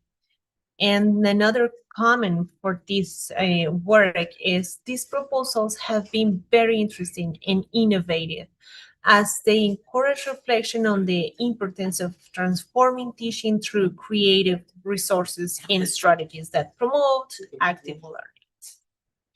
So I just want to congratulate you guys on all these presentations. First, because you made the reflection about what was happening in your context of teaching. That's a huge exercise that we need to do always, guys. That we don't have like another option. And also, I wanted to say that this work that you have done during the practicum is very meaningful because it's the starting point to see the other options that you will face in the different contexts for the teaching practice out there. So thank you so much for sharing. I think that we are done with presentations. And Professor Jessica? Perfect. We have a question for Sandra. Okay, Sandra, how can digital resource be used? Is to be used at the classroom or at home? It can be used individually or collaboratively. Okay. The good thing or the great thing of this resource is that it is flexible. It depends on the approach that the teacher wants to give it. It can be used virtually, it can be used in a face-to-face environment, and also it can be used individually, collaboratively, I'm sorry. So it depends like on the kind of targeted audience that the teacher has in order to implement the resource. So it is a pretty flexible one. Thank you, Sandra Amaya, for that answer. Let's go with Camila. Camila, we have a question for you. What were the biggest challenges encountered in your teaching experience? Okay, let's say that one of the biggest challenges was helping students feel confident using English in a formal and spontaneous situation. Many students were initially nervous about debating and speaking publicly, and of course, interacting with international delegates. Another important challenge was preparing students beyond the academic aspect. They needed to develop responsibility, teamwork, and confidence to participate successfully.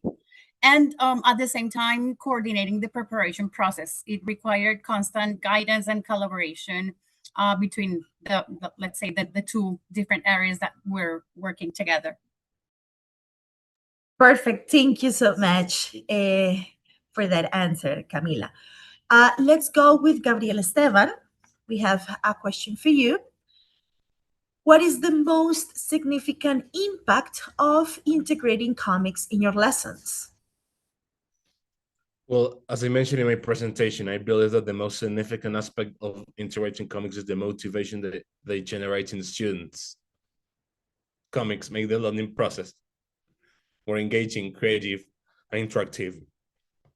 It also allows students to express their ideas in meaningful contexts, and they can include real communicative situations.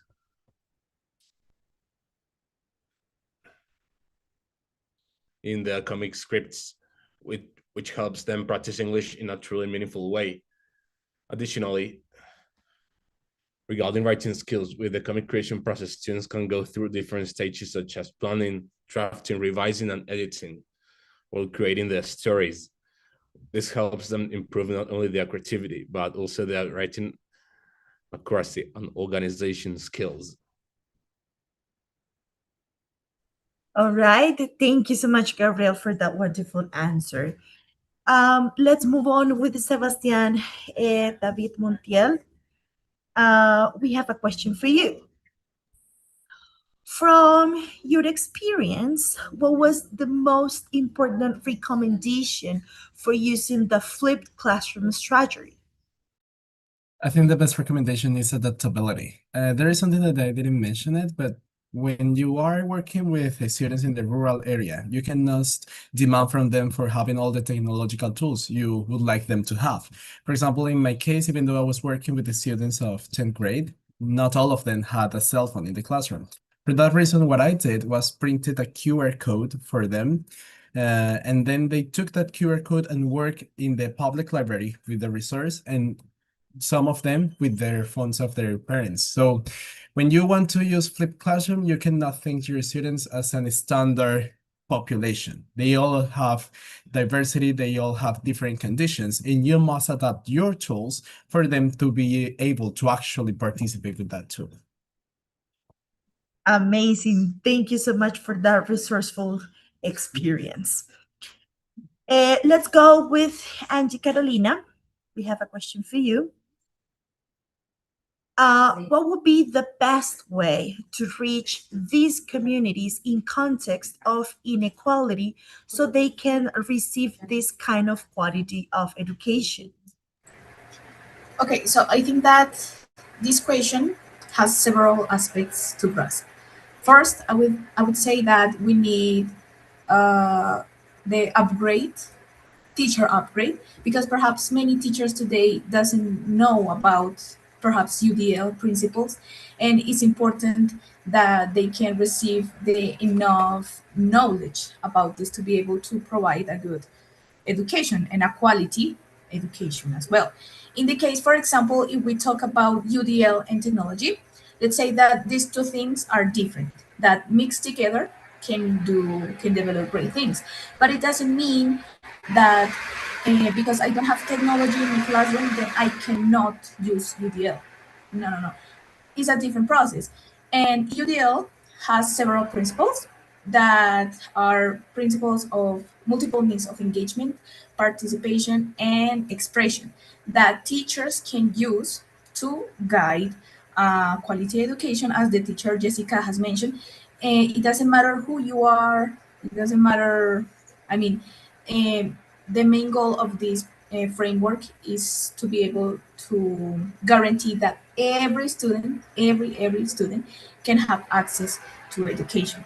So therefore, it doesn't mean, as I said before, that technology is is not meant to be like a straitjacket to be able to use UDL. So it depends on the creativity from the teacher, I would say. Thank you so much, Angie, for that answer. Thank you so much. Edwin, Lowon, we have some interesting comments about your proposal. I have someone that says that definitely technology tools can help students to feel more comfortable and confident during the development class.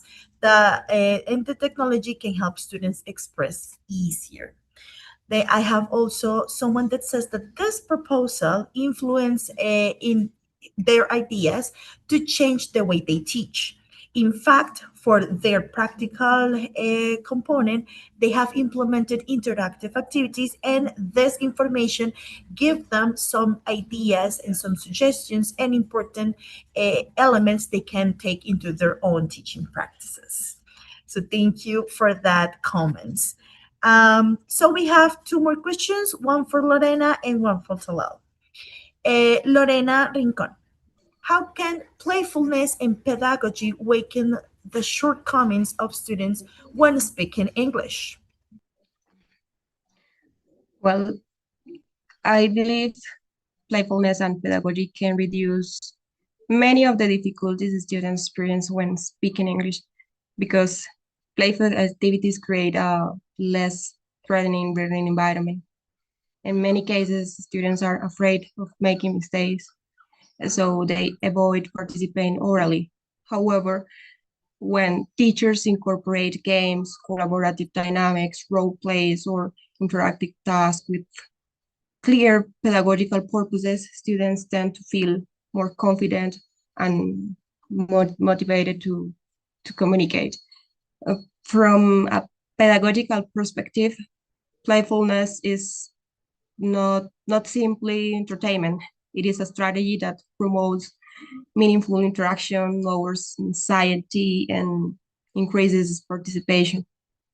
In rural or low proficiency contexts, such as the one of my research, these strategies can help students practice speaking more naturally and gradually develop communicative confidence. Thank you for your question. Thank you, Lorena, for that beautiful answer. Okay, Talal, as you said before, last but not least, what skills should students and teachers develop to become more innovative in English language teaching? Students and teachers. Let's start with teachers at the beginning. Teachers, I believe teachers must develop some adaptive lesson designs. For example, if you enter for a classroom and you start explaining grammar and students like in another world and they couldn't understand it, I think we need to just adapt another way to teach them this grammar. Maybe, as we said earlier, storytelling, maybe ask them about something in their life. If we are talking about present, you can ask them about their daily routine. If we are talking about the past, we can talk about past actions. But we never have to be strict in the classroom, like this is the curriculum and we are going to follow it. No, that's not true. It won't work like that. We have to use digital tools if it's possible. Some of our students, they don't have access to technology. So we need or to have a paper base, or we have another like flashcard to ask, to try to motivate them to start talking. This is about teachers. Students always need to make mistakes. I always said to my students, making mistakes is part of the process. Without mistakes, we are not learning. We need to make mistakes in order to learn. The person who There is no a perfect person. There is no a perfect student. And this I know it because of my many languages that I speak. And all of them needed to have mistakes. So in order to improve. And this, I think this is what we should do as students.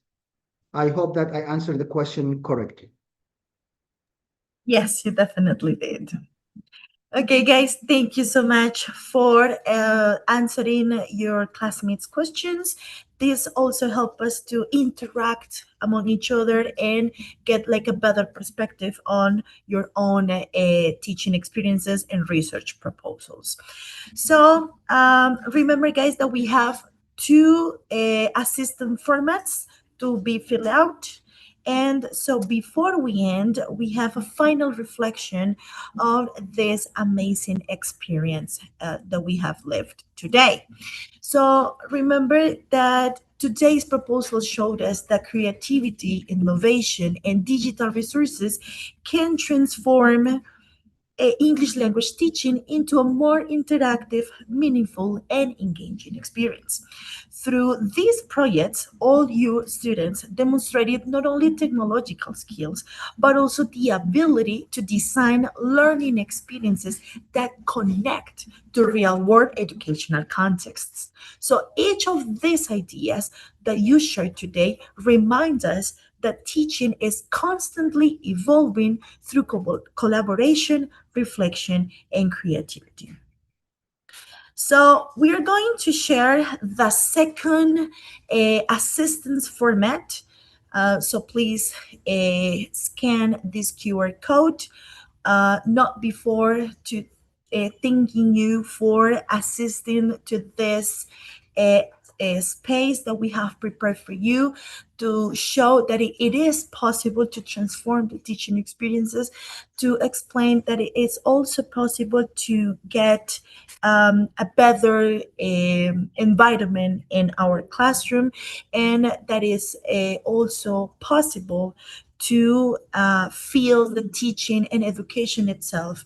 It's a great professional field.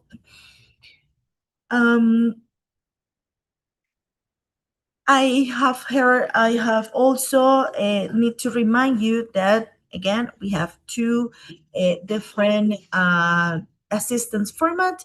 In the chat from the YouTube channel, we have pinned the form, and please, when you are searching for it, we are going to search for the Cátedra Orlando Fals Borda, and it has an acronym that is CAOF.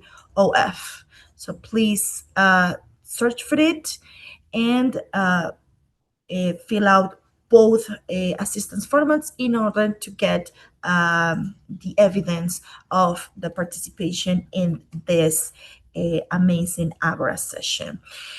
And it was such a pleasure to have you all here in this amazing experience. We have around 1,000 students connected in this Agora event. I would also like to help Professor Viviana Cardona Franco to help us get the place for sharing the experiences. And I'm going to say this in Spanish so we can continue communicating. Quiero darle las inmensas gracias a la profesora Viviana Cardona que nos ofreció este espacio para trabajar en conjunto con la Vicerrectoría de Desarrollo Regional a través de esta Cátedra Social Solidaria de Orlando Fals Borda, porque nos da la oportunidad de tener un mejor impacto y una mejor proyección de todos los procesos que ustedes han venido realizando a través de la ruta del componente práctico de la licenciatura en lenguas extranjeras con énfasis en inglés. Entonces, ha sido una oportunidad maravillosa de poder escucharlos, ver su progreso, compartir sus experiencias y ver cómo la investigación permea todos los espacios del ámbito educativo. Ok, muchísimas gracias. Muchísimas gracias a todos en general, pero obviamente nos quedamos con esa gran lección de que la creatividad y la autonomía son esas llaves para transformar la educación en nuestras regiones y la comunidad.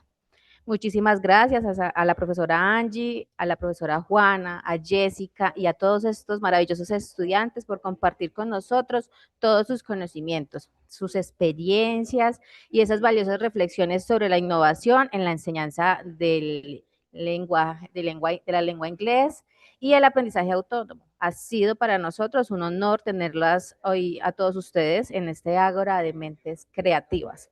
Por supuesto, un agradecimiento enorme a aquellos que están en el chat y nos han visto por YouTube, en esta audiencia que fue muy monumental, maravillosa, que se conectó y participó activamente en ese chat, que enriqueció este diálogo de saberes desde los diferentes territorios. Gracias por hacer posible esta cátedra Orlando Fals Borda. Para que no se pierda ninguna de estas transmisiones o de estas actividades, estos espacios de construcción comunitaria, los invitamos a que hagan clic en el botón suscribirse aquí mismo en nuestro canal de YouTube del OIR, o sea, el Observatorio Intersistémico Regional. De igual forma, los invitamos a que nos sigan en nuestra cuenta X, anteriormente Twitter, nos encuentran como @el OIR de la región. Y no siendo más, a todos les agradecemos este espacio, les deseamos un excelente resto de día y recuerden que desde la zona occidente y desde la UNAD, desde cada rincón del país, el OIR lo construimos entre todos. Muchísimas gracias, hasta la próxima oportunidad. Muchas gracias. Thank you, everyone. Bueno, apreciada doctora Viviana, doctora Lorena.